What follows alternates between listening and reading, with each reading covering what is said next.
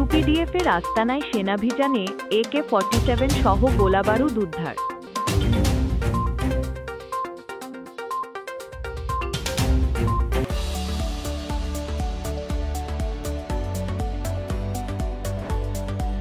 রাঙ্গামাটির বাঘাইহাটির দুর্গম পাহাড়ে ইউপিডিএফের আস্তানায় সেনাবাহিনীর অভিযান ও গুলি বিনিময়ের ঘটনা ঘটেছে।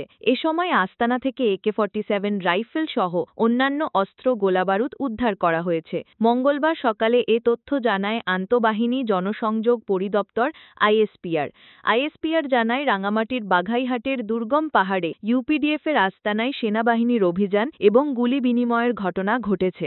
অভিযান এখনও চলমান।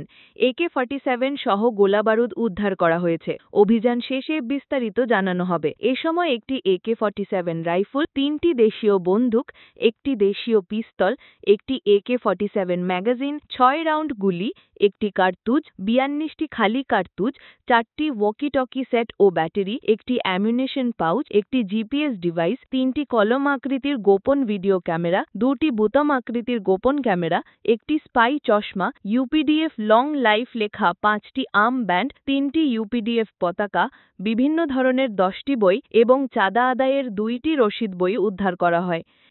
Desk report, CHT TV।